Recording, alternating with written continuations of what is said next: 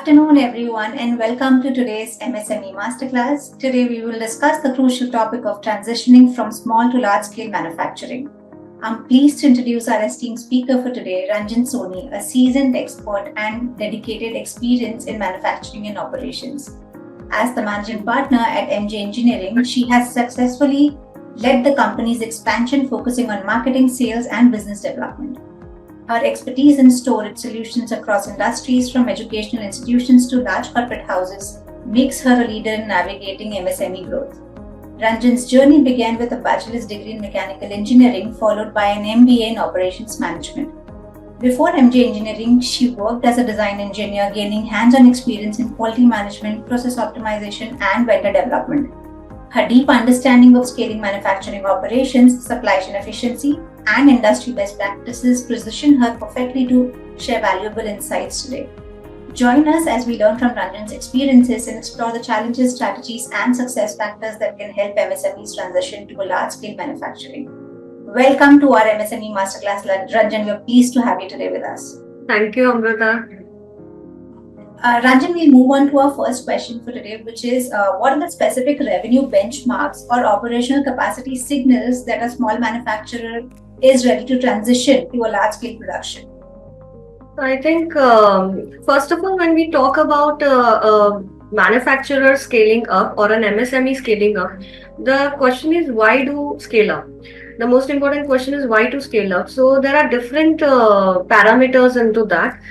First thing is, when we talk about scaling up, it does not only mean that you're going to take up a new shop floor, you're going to take up new advanced machineries, or it can also mean that if you have got extra funding, then what are you going to utilize from that extra funding? So there are different things which we consider when we talk about scaling up. Scaling up means either you're introducing a new technology, you're bringing up a new machinery, or it can also be scaling up with your manpower. It can also be scaling up in case of your existing resources or your existing machineries. Are you doing some cost optimization or production optimization? So scaling up can be different things. Even in your existing resources, if you're scaling up, like you are having more efficiency, you're doing some processes like Kaizen, Pokayoko, which is actually a Japanese operational techniques. So for improvement in the processes. So it depends that what kind of scaling up is you're talking about. When you talk about operational benchmarks, the most important thing is now when you want to introduce a new machinery or get more labor or manpower into the system, or when you want to put more capital, workflow capital, that is when you have a continuous order requirement in the market, or whether you have signed a B2B contract with a large scale manufacturer or an MNC company. So there are different, when you talk about operational benchmark, first thing is your order stability. Are you going to get a regular revenue from the particular contract that you have got, or the particular new product that you are developing? Are you going to get that kind of revenue stability?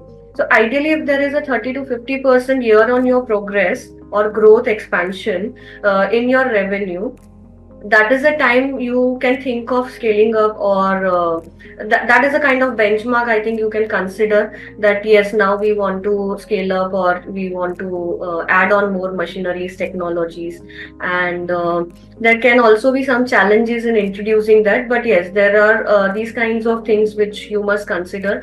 And other things I think which you can consider is your supply chain and material profitability. So what kind of overall operations you are doing, whether it is at the local level or it is at the national level. Scaling up also means your operations from the local market to the national market, or from national to international market. So yes, the operational benchmark for going local to national and national to exports can be the batch production. If you're doing a particular product in a smaller quantity, but when you want to go for large batch productions, that is when you must think that this is an operational benchmark which I need to take, since you're now expanding from local to national and national to export. If you get some good export requirements and you're working on that, you can think on scaling up. That can be a benchmark. And another can be your quality compliance. I think the benchmark for also going scaling up is how much quality compliant you are. Because when you're going from local to national or national to international, the most important thing is your company really compliant? So I think we can talk about it and elaborate in further. But yeah, these few are the things which can help you to identify that uh, like that can be a benchmark if you have achieved a certification. For sure there are large scale companies who first look your certifications and then only they proceed whether do you have, even in tenders there are public tenders and private tenders, they will see the certifications and then, so when you have got the certifications, it can be again a benchmark that now you're ready to approach bigger players in the market. Yeah. Understood. Ranjan, my next question to you is about from your experience. Can you tell our attendees what percentage of small manufacturers attempting scale up fail within the first 3 years, and what are the top reasons behind that? So when they scale up, I think the first thing is if you have got a bigger machinery and you have got a bigger plant layout, the thing happens is that since you have got a bigger space and more machines now, sometimes the basic thing what people forget is you need to have a certain product flow in the company. It is a very basic thing, but we miss out on that when my material is getting like it is getting down in my factory from one point A to point B, from machine A to machine B, what kind of process flow is happening of that material, you also call it material flow. So we need to understand that if the material flow is not happening in smooth manner, if there is a lot of time going for a worker to lift a material A from point A to point B, then that increases your labor inefficiency. So when we are talking about common pitfalls of what the companies face, since they have bigger space now or they have more machineries, the alignment is not right of the machine setups, the material flow will not be right, which will lead to increase in labor inefficiency. And if there is more movement of material within, there is a lot of wastage of movement. It is like there is a concept of 3M, and when there is a movement wastage, it leads to more time consuming of the particular job to get done, which results in a kind of a delay in your process. It results in a lot of time gap for completing a project. So this can be one of the thing. The other thing is a poor financial planning, because when you have scaled up, there can be a possibility that you have got a big production and you have got a big setup, but then there can be an issue in executing it or completing it, because when you talk about large contracts, it happens that there are more credit terms. The credit terms are more like from 30 to 60 days. When you're taking small jobs, that's not the case. Also, when you scale up, the common pitfall can be your supplier base. What kind of supplier base? Because your vendor support and supplier support is very important. When you're scaling up, are they able to provide you that kind of raw material or quality material and the quantity both in a particular time frame? So all these things can be really, I think this can be really an issue when you're scaling up. And also the defect rates. Sometimes when you're going from manual to semi-automatic and semi-automatic to complete automatic, there can be, ideally there has to be a decrease in defect rate. But again, when we talk about the labor efficiency, it can lead to, at initial stages, it can lead to a higher defect rate. So you can understand this graph when you're actually employing a new machinery or a new, even sometimes a new, work pattern. When you're executing, you understand that there is also some types of resistance from the labor. So when you're scaling up, there can be a labor resistance also. They are like, why you want these kinds of technologies we were managing in this system, because now they have to learn new skills, they have to, so there is again a workflow inefficiency in that case. So all these things can really lead to a bit of disturbance when you're initially introducing new systems or when you're trying to scale up. And other thing is premature capacity expansion, because the thing happens that when you have got new machineries, for example, if I've got one project and it can be a project for 6 months, and I take up the project, I bring new machineries and I do the production. But what after the 6 months of period? If I am not able to utilize that machine, and if I have no idea what to do of that machine after that 6 months, so ideally, you know the market, you can definitely grab more orders. But there are instances when a machine is used in MSMEs, they bring a huge machinery, they do some investment because they have got a good contract. But then, because of this premature scaling, which was just for a particular order, they tend to lose on the focus for the future. And it happens that then the machine is actually sitting idle, and the owner is actually frustrated because it is actually taking up the space also. You don't know how to utilize the further orders also for that. Then there is a run for new requirements for that particular order or kind of orders. So this can be really frustrating, I can say for sure. Yeah. Okay, and how does the per unit cost structure change when moving from a 50% operation to a 500% operation, and where do manufacturers often miscalculate?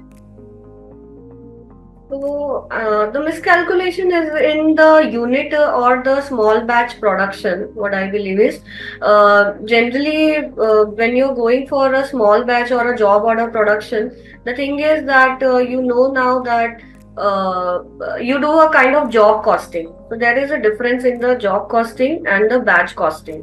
When you're taking up a single order project which is customized, you do job costing method, which is a particular job, how much time it is going to take, how much labor or time for that particular, for example, if it's a 1 month duration, आपको पता है कि मेरा ये month का इतना labours जाने वाला है एक जॉब के लिए, मुझे I need 10 labour, right? So that kind of working is there for a customized. But when you talk about expanding it to 500 that you're saying, so the thing is, the problem comes when it comes to the batch order, because again there might be a case wherein it can lead to overproduction, and it can also lead to underproduction with some defect rates, because now you know that you have to match that quality also. So yeah, there are a lot of other things which can come into picture, but I think these are a few things which can matter. Okay, and how can you share with our attendees some real-world data on how labor productivity shifts from semi-automated to fully automated production lines? Yeah, I think what we have implemented here is, when, for example, if I consider a machinery, wherein we are talking about, for example, if I talk about a hole punching in a frame, in a pipe. If I am having a manual machinery, the thing is like, if I'm punching 4 holes in a machine, and the cost is coming up to when I'm doing a vendor sourcing. If I'm doing a vendor sourcing, right? So what kind of a total amount it is going in the vendor sourcing, and if I'm doing it in-house, what kind of amount it is going in-house. So for example, when you talk about real world data, if I'm punching 4 holes in a pipe, and if it is costing me 2.5 rupees per hole, so this is a calculation which I can say you. So for 4 holes it takes 10 rupees, and for 500 frames it can take 5,000 rupees, right? But when I do that in-house, that whole particular hole will cost say 80 paisa. And when you calculate it with 500, the overall cost which was coming up to 50,000 will now come up to 19,000. So this is a gap, and I am just talking about a few quantity. If the production quantity is more, for example, if I consider 1,000 quantity or 2,000 quantity of that particular pipe frame only, the cost will increase. If I consider even 1,000 frame, the cost for that will be 1,20,000. And if you calculate it in 80 paisa, the cost will come up to 38,000 or 40,000. Now, when you do this practical calculation of each particular step, the difference is 38,000 to 1,20,000. Now, is it feasible for you to, instead of doing a vendor based outsourcing, will it be feasible to invest in a die punch which I can do it in my own company in a semi automatic condition? So the answer is yes. So that way we will evaluate a particular situation, that you have to calculate each and every operation, how much it is costing me. You have to do some study on your operations. You have to do time study. Also, when you are giving it to vendor, there is an internal transportation cost. So, these kinds of small things. Now, I told 120, but when you talk about internal transportation, it will go to 140. And yeah, for 1 year you will have to pay, because the die will certainly something like cost 70-80,000 if you are it's a small die arrangement. So within 1 year I'm sure that it will get start giving me more improvements. Plus I am now not having a vendor dependency on that case. So there are certain aspects like whether I'm having a vendor dependency, the quality is in my control, because now I'm doing the production, that kind of process, not the complete, but that kind of process in-house. So now I have the control also. I have the control on the labor also. So all these things are very important, and it really helps.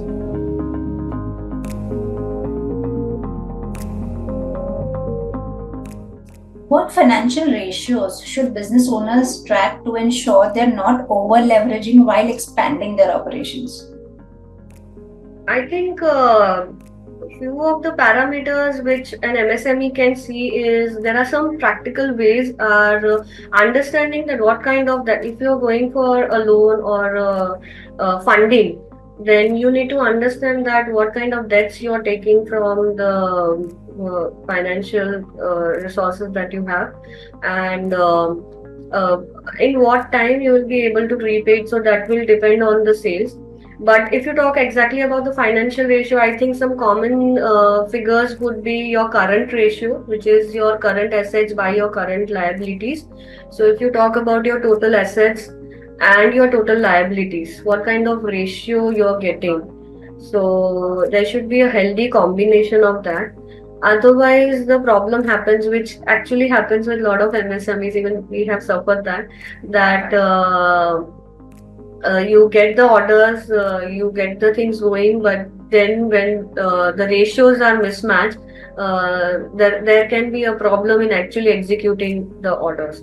And so these kinds of things, one is your current ratio, one is your return on assets, I can say. So how much return on assets you are expecting.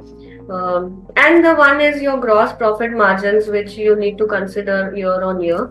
So yeah, these are a few things which I think you can consider in financial terms. According to you, what does the data say about the impact of supply chain restructuring during a scale up, and where do manufacturers typically lose the most amount of margin? A few factors are there in that case. I can say that when you're scaling up, the few factors which affect is procurement inefficiency. When you're going from small to medium batch sizes, have you renegotiated your prices with your raw material suppliers? Because if you're working, so for example, if I'm working on 100 school bench order, if I am getting the price for 100 school benches, and for 500 school benches the material will increase. So for example, if you're doing a 1 ton procurement, and in the other case you're doing 10-ton procurement, for 1 ton the cost is different, the 10-ton the cost is different. You have to also look for new suppliers, because then you want the competitive rate from the market, and you also need to renegotiate the supplier contract which you are already existingly having. This is one of the thing which I can say, and the other thing is your again the working capital constraint can be one thing wherein because there is a vulnerability when you're sticking to a particular supplier, there is a lot of vulnerability in that. There can be a volatility of rates in the raw materials. Which can again lead to a lot of issues if you're sticking to one particular supplier or one particular vendor. So you need to create a database for yourself. I think that would one thing which you need to do extremely important, because you do not have to rely on one supplier, because there can be a chances that when you get a bulk requirement, the supplier, your existing supplier, and then when you get the requirement, you cannot waste more number of days. You know, there are timelines in certain lot of orders. We get a timeline, otherwise you get a penalty. So after getting the order, you cannot wait for a new supplier, or because the new supplier might not even have that kind of trust in you. So this is one of the thing. Also, operational bottlenecks is one thing which I think does a lot of impact. What do I mean by operational bottlenecks? For example, if I'm having 5 processes on which I do the complete production, out of the 5 processes, there can be a possibility that at one or two process I do smoothly, and in the third process, generally because of the machine issue or because of the labor issue or the skilled labor issue, it can happen that in that particular process, always the work gets stuck. And I'm sure in every manufacturing setup, you can ask any MSME, there might be one process which is a pain. And that happens when you have not actually studied that process well. So there has to be time study analysis of all the process which you do, which can actually help you understand the dynamics of each process, which can also help you how much labor productivity is going on particular process. So अगर मेरे पास 5 machineries है, वो 5 machine में bending machine पे कितना time जा रहा है, वेल्डिंग पे कितना टाइम जा रहा है at welding station, then if it is going in powder coating, what kind of different dynamics is happening there. So all these factors I need to calibrate. So these operational bottlenecks, I think, can lead to a lot of problem, and you have to safeguard yourself with a proper supplier collaboration, with the time study analysis of each process that you are doing, renegotiating your prices, and yeah, these can be things. Now, when transitioning from local to national distribution, how much additional working capital is typically required, and what financing options prove most sustainable? I think when you're talking about, as I was speaking in the earlier point, when we talk about local to national, there is a lot of inventory expansion which you need to consider. So there are considerations that if you are doing it from, for example, if I'm in Mumbai and if I have to regular transport it to Bangalore or some other location, Gurgaon, what I need to consider is the transportation cost which comes into picture. That's very much there. But inventory, what kind of inventory cost will be there? Whether I am going to produce it and keep it in my own factory, because again that will take a lot of space. And other thing is the overproduction of the products.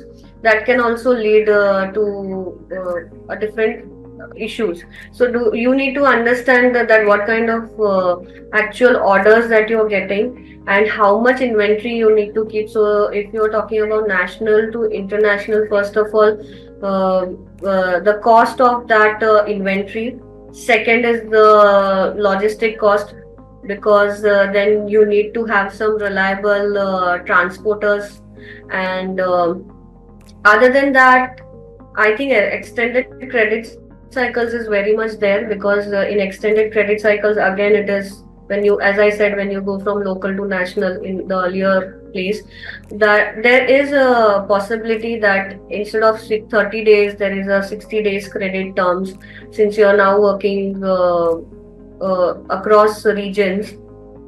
There can be a thing wherein if you're working with an MNC across other regions, you have to consider this point that there can be an increase in credit cycles. So for credit cycles, again the cash flow should be in check for your daily operations as well. And Okay. I think there are some government schemes also which can help you with a lot of things. So yeah, we can discuss it.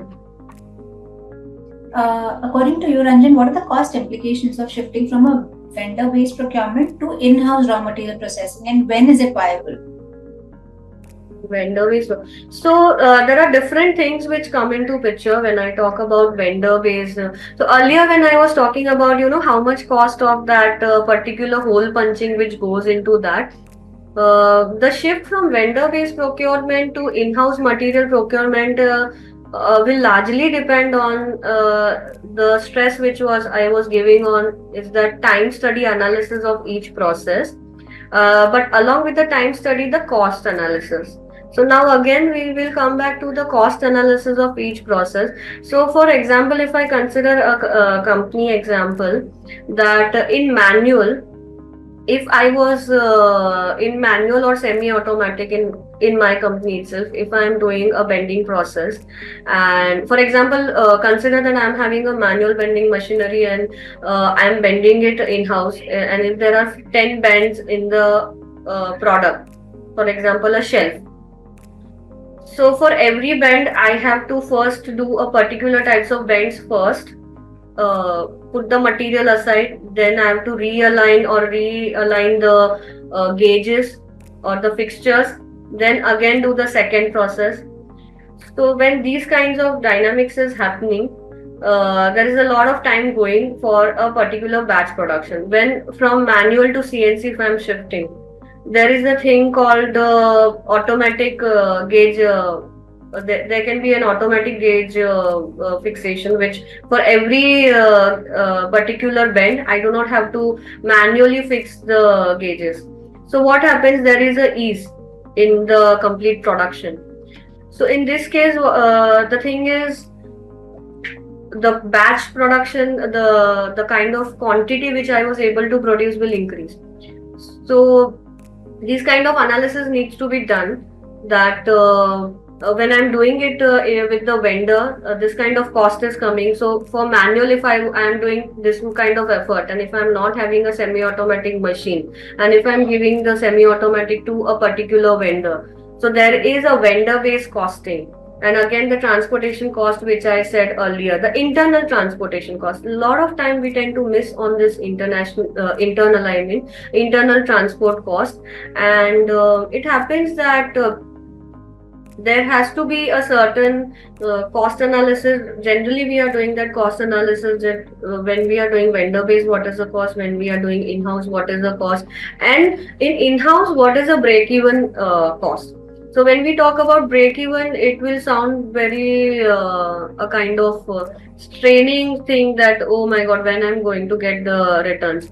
But the thing is, you need to understand that what kind of workers efficiency will be required when you're talking about vendor based, when you're talking about in-house. When I do the process in-house, definitely I'll need to have a skilled labor for that particular machinery. I'll need to have a proper training for that particular machinery. So there are these kinds of checks which we need to have. Do you have that kind of skilled labor? And if I need to have a particular skilled labor, again there will be a cost added to it. So if I'm having a particular machinery in-house rather than giving it to a vendor, so there are different checks I think which you can do. And what is the viability of that process? Viability is something very important because that will help you to understand the vendor based outsourcing or the in-house material manufacturing.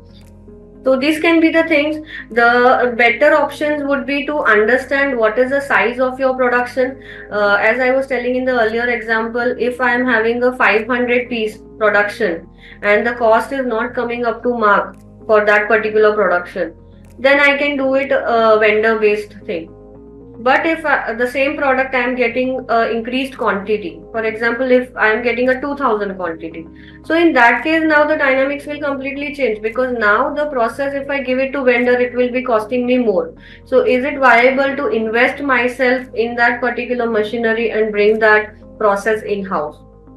So this kind of cost analysis, time study analysis, and workflow analysis, plus the kind of skilled labor that you will require, because that will be again adding to the cost. But yes, if you talk about long term, if you have something in huge quantity, it is always better to have it in house, because when it is in huge number, it will definitely help you to have a good returns.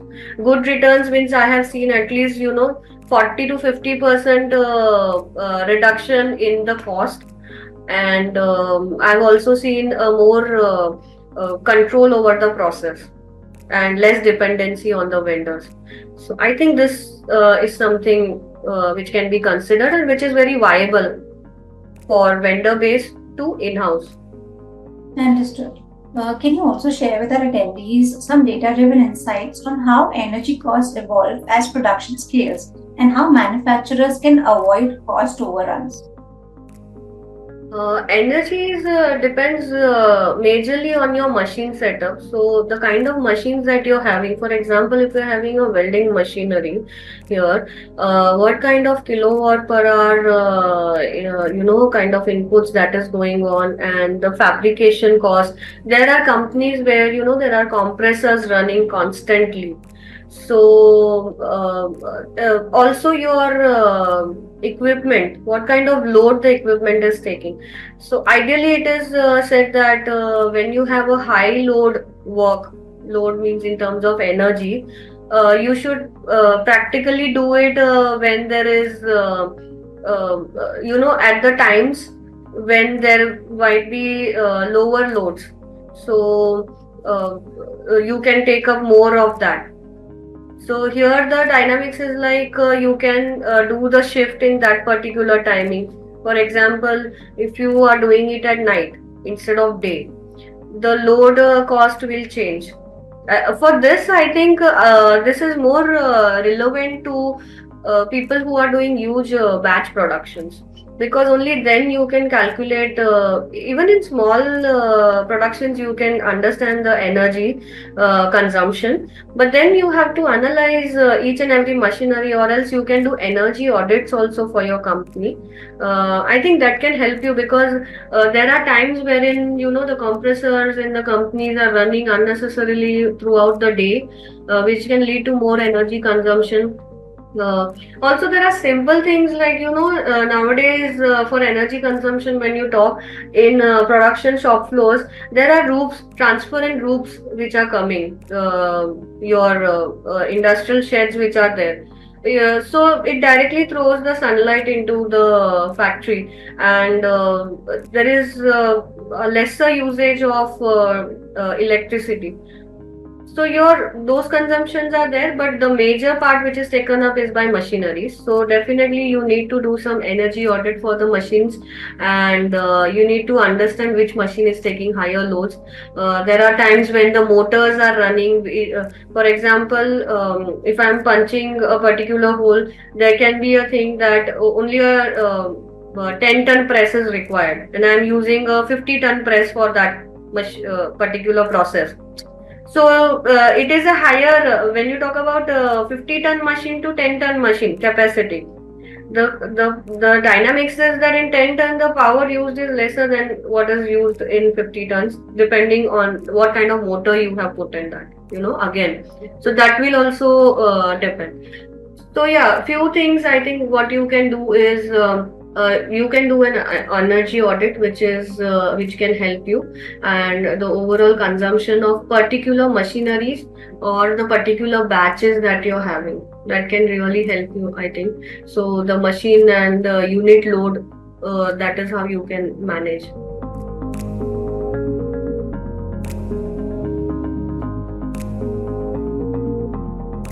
Got it.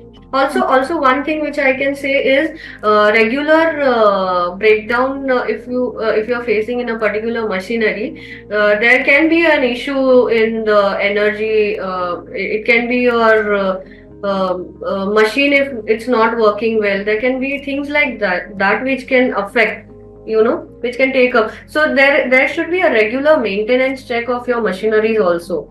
Because of the fault in the machines, they can take up more load, more energy, which is not required actually.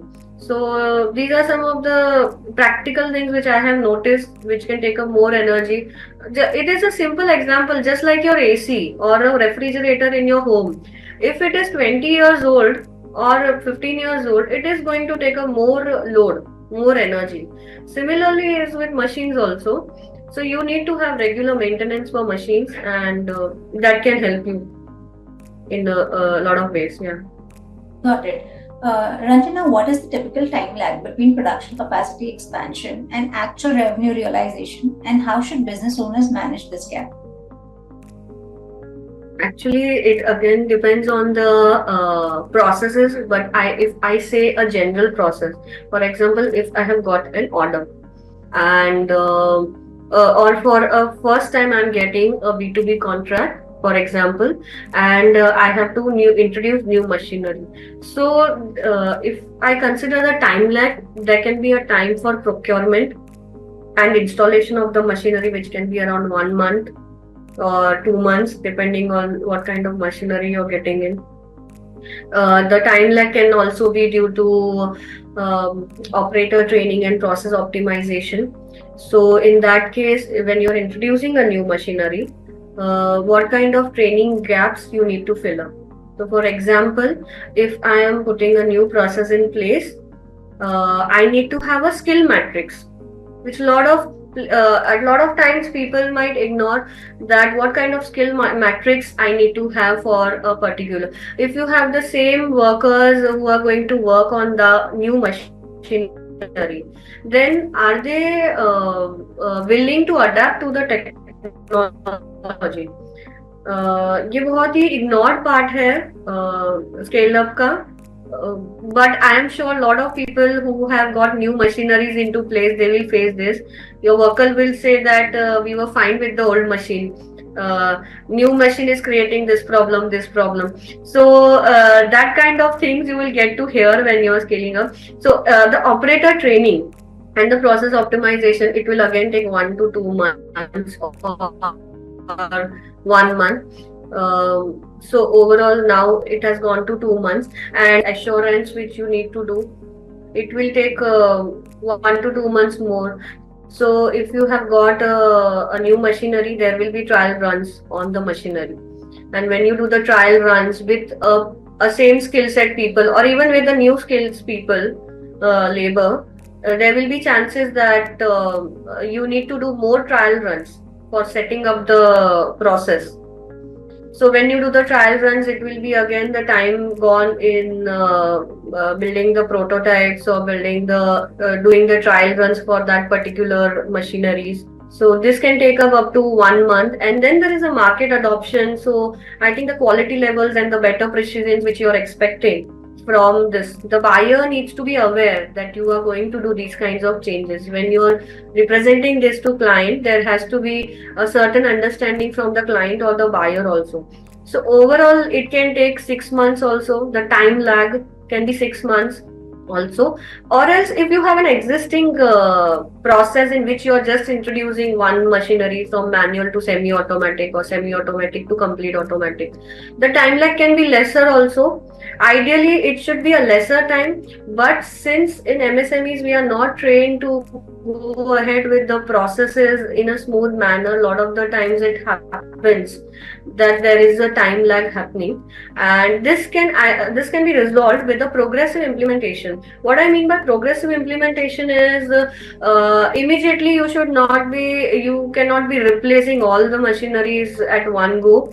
There can be a progressive implementation, means if you are working on manual machinery, you can go for semi-automatic. So there can be a 30% progression So your workers, some workers are still working on the old machinery and some workers have now started. So even they will get a time to adapt, you know.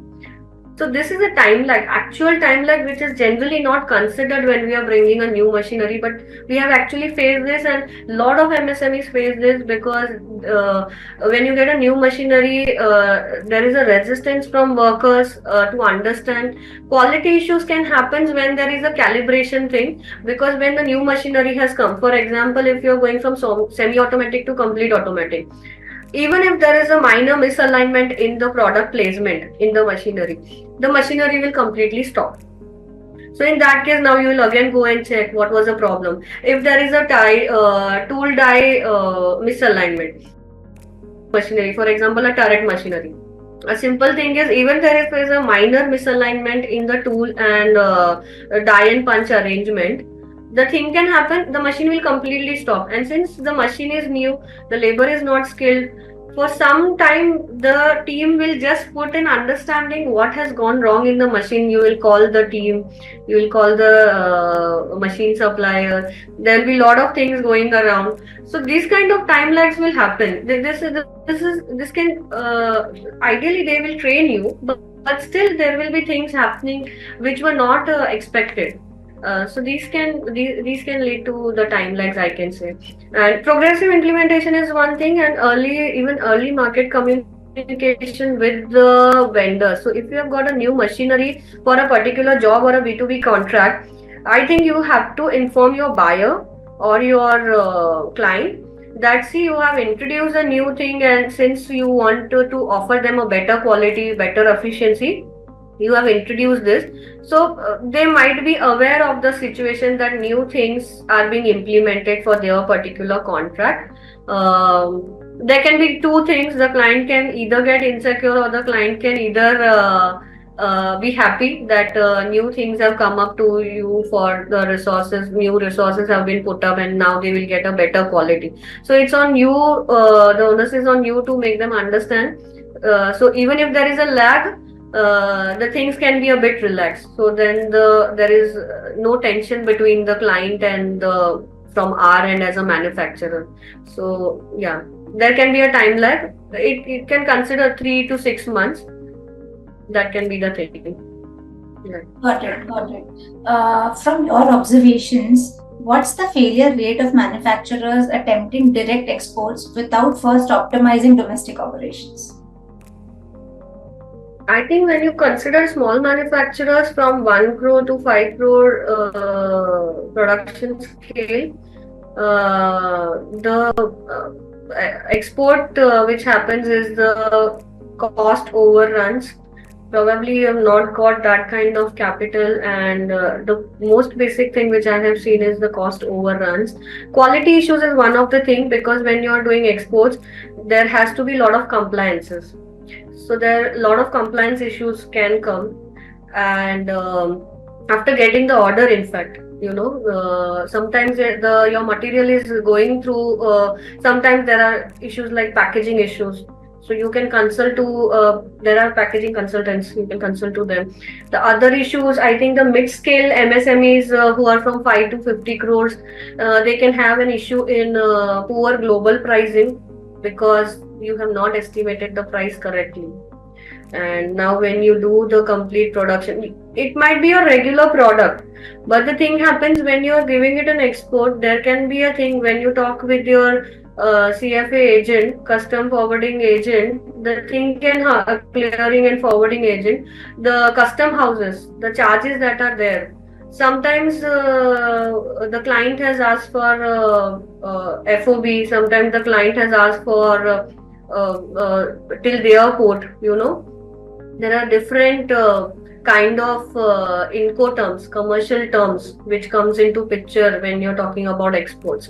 So these kinds of requirements, if you are not able to understand, also in export, and when you talk about the larger companies, sometimes the market entry or the forex volatility can also be an issue, because that is where the things becomes critical. The currency rate today and tomorrow, which is constantly changing. These all things can be an issue when you are dealing. Also, few problems which I have seen is as an MSME, we are not really negotiating the prices with the banks. You know, when it comes to exporting, I think first you must negotiate with your bank the transaction charges they are putting on each transactions. We just take as an MSME, there are a lot of times we just take the charges as it is. Bank ने बोला कि आपका per transaction 5,000 का charge है, आपने okay किया, आपका per, then they will not see the batch size. Even if you're sending 10 quantity, the transaction rate will be same. Even if you're sending 50, 500, 5,000 quantity, the transaction rate might be same. So you have to negotiate with your bank the transaction. So you have to average out, first of all.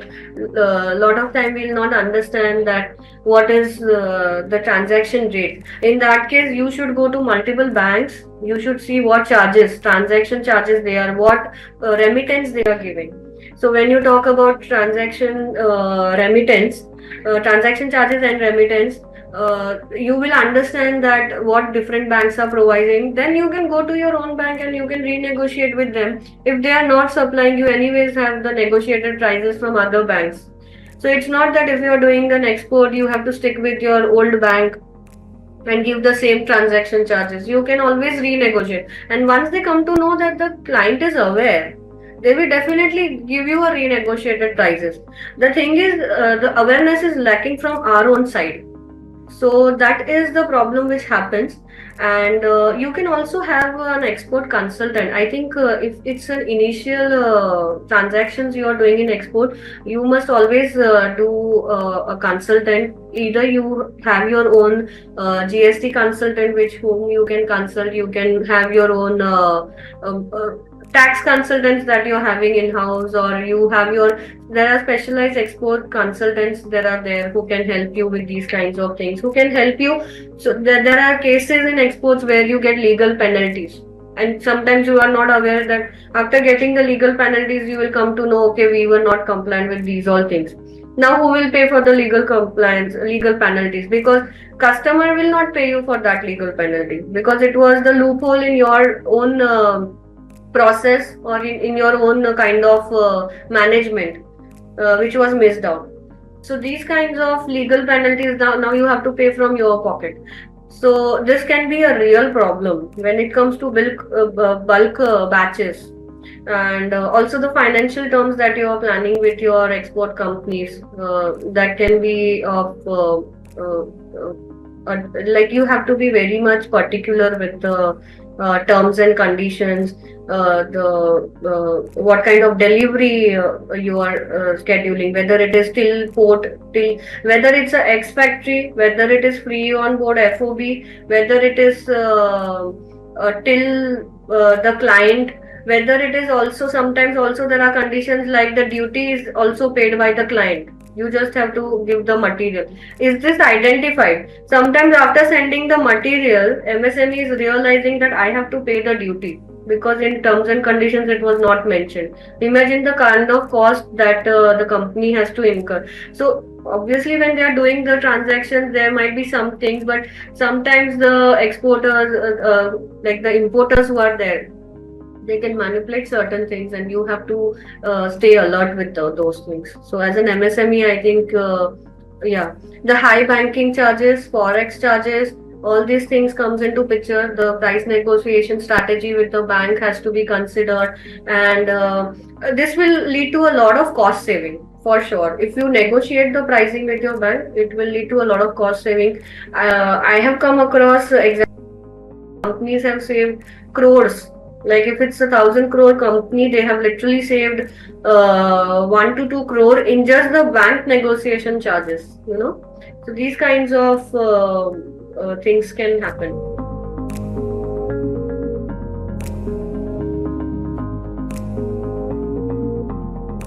Got it. Now, Ranjan, can you share insights on the real impact of government incentives and subsidies, and how many manufacturers benefit and to what extent? Actually, there are a lot of government subsidies from getting working capital to doing your financing for the new machinery. Like there is Prime Minister's Employment Generation Program (PMEGP), जिसमें आपको funding मिलता है for setting up new machineries और new factory setup also. There is scheme like CGTMS scheme, which is for your working capital. Then there are schemes like there are schemes which helps you to get government tenders also. Like there is MSME Sambandh karke. I have heard. I have not really used that, but yes, these schemes are there. But the problem is what I have seen, and being into MSME, networking with a lot of MSMEs, I have seen that a lot of MSMEs are not really aware only about all these schemes. There are also some MSME awareness programs which are happening. For example, like I have attended an MSME export program which was specifically on encouraging export for MSMEs, and it was totally free of cost. Wherein if you go for an export program on a private basis, I think the minimum charges that you pay is 20,000 or even 50,000, depending on what kind of course you have chosen. And people are not aware that these kinds of benefits are there. And second thing is there are also things like Mudra loan is there for a small, very small scale, micro, you can say micro MSMEs. So, but when you go on ground, there can be a lot of issues due to the credit scores, the credit CIBIL scores what they are having, because MSMEs schemes are there.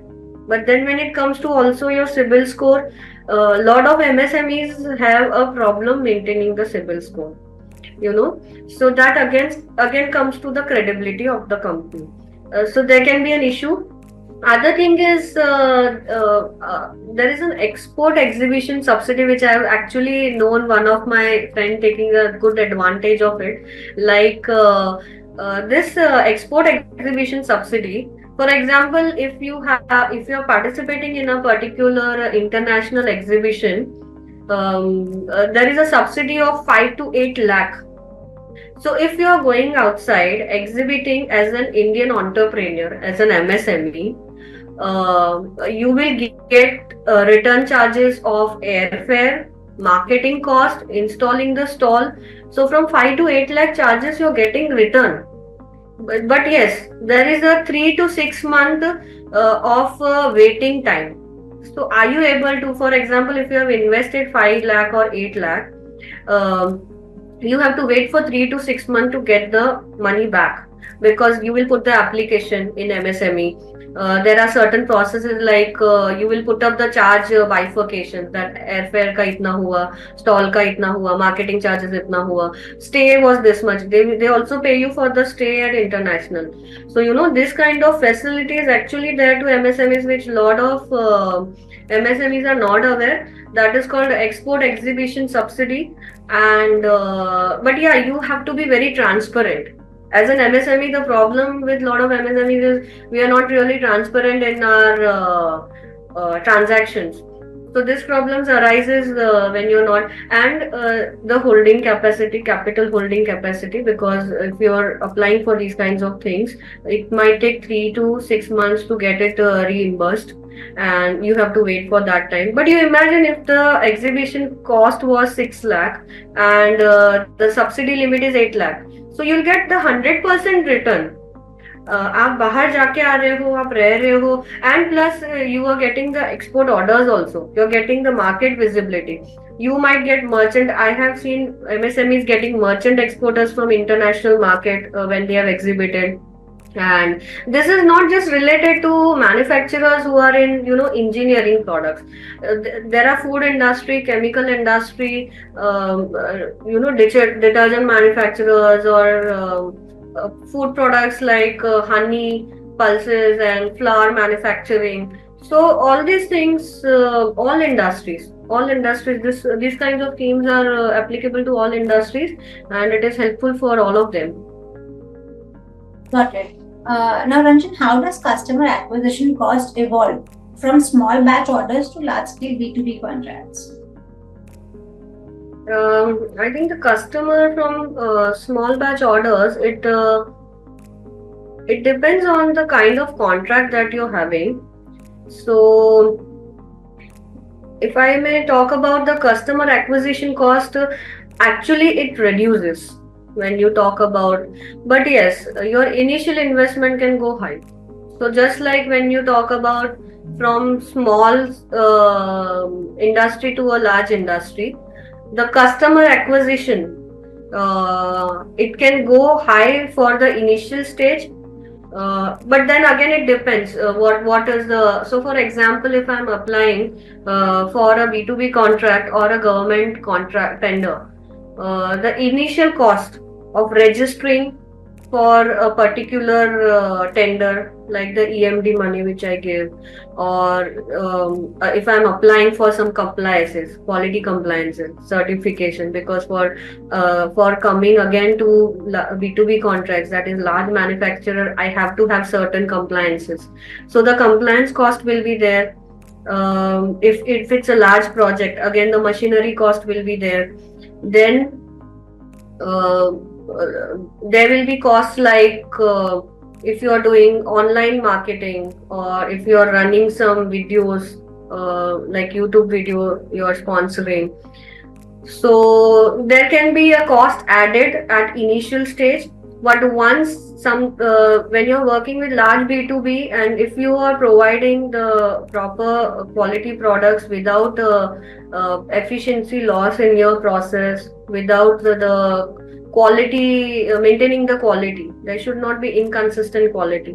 So if all these things are taken care of, the cost of acquisition for the customer can be high at initial stage, but in longer period like 1 year 2 year, that will be lesser. But when you come to small orders, like small projects, for example, now if I've registered myself in a certain portal for the leads, there are certain portals for lead generation or getting leads, right? um, so when you talk about those portals, the cost of annual cost of that particular airing your products in that particular portal, it will stay same, or it generally it keeps increasing year on year. So when you talk about small projects, if I'm talking about one school furniture I'm doing today, then again next school furniture, if I get a project of next school for 2 3 different projects, I need to keep reinvesting in this resources. So when you talk about small scale production or small batch production or even a single job production, the cost of acquisition for the client is comparatively higher.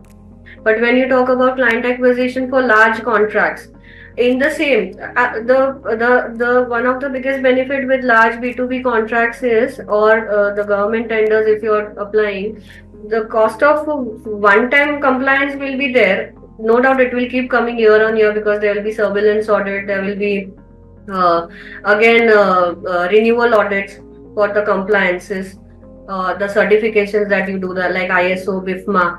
But the thing is, once you have acquired that client, you are sure to get big quantity, huge quantities. So yes, I think the cost will differ from 30 to 40% on the overall acquisition. So for particular lead, if I say in a lead generation engine, if I am having a conversion rate, let me tell you, like we have done the complete conversion rate process. From a lead generation, we were getting a conversion of 6%, sometimes even lesser. But when you talk about larger B2B contracts, the conversion rate, because once you have worked with them, the conversion rate of getting the orders on consistency, or even not if consistently, annual orders that you get from the B2B, that can be, the conversion rate could be 20%, 30%, sometimes even 50%.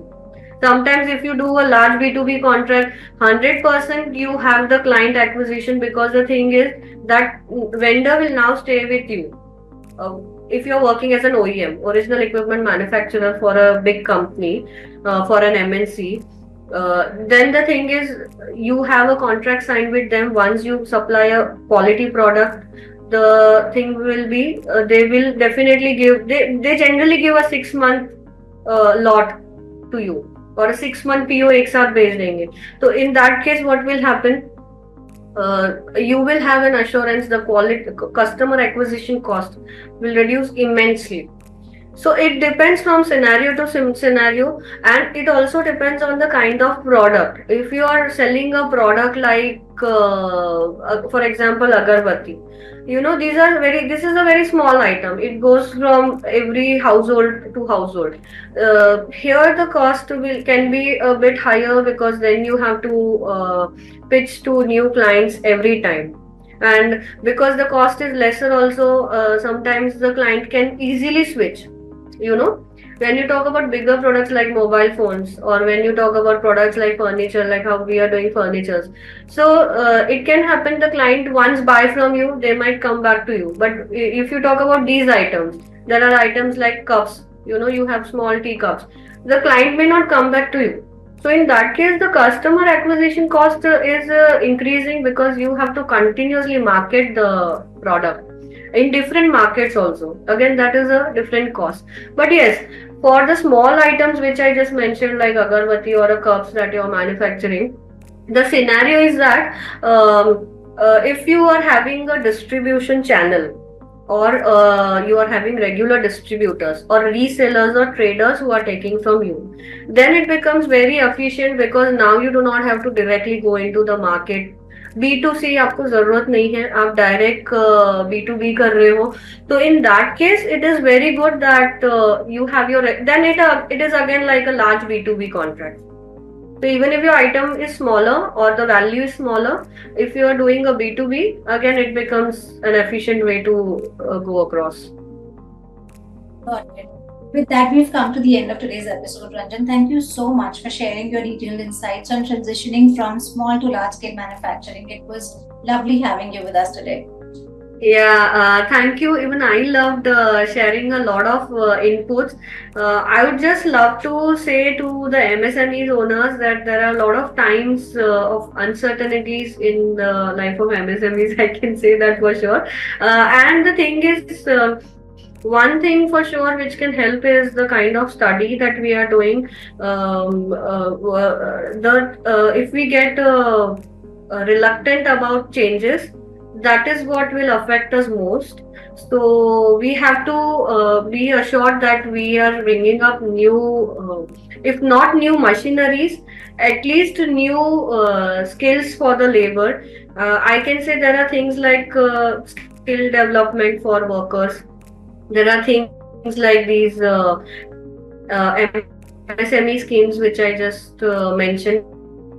There are more of it. You can go to the centers and you can get the answers. So there are also trade associations. You must join trade associations of. Am I audible? Yeah. So you must also join the trade associations of your particular locality or your particular manufacturing. So like for furniture, there is a furniture manufacturing association. So these kinds of associations, there are different associations which companies must join to keep themselves updated with the trends in the market, with the new machineries, with the new labors dynamics that is happening in the market. And I'm sure MSMEs, they are the strongest pillar of the country, and everyone will get the best out of it with the increasing economic that we are having. Thank you so much, Ranjan. For our attendees who are online, if you've missed any part of the current episode, or if you want to watch any of our previously shot episodes, please go on YouTube, type GSW1 MSME, and you will find all our episodes uploaded there. Thank you once again, Ranjan. Goodbye. Thank you, Amruta.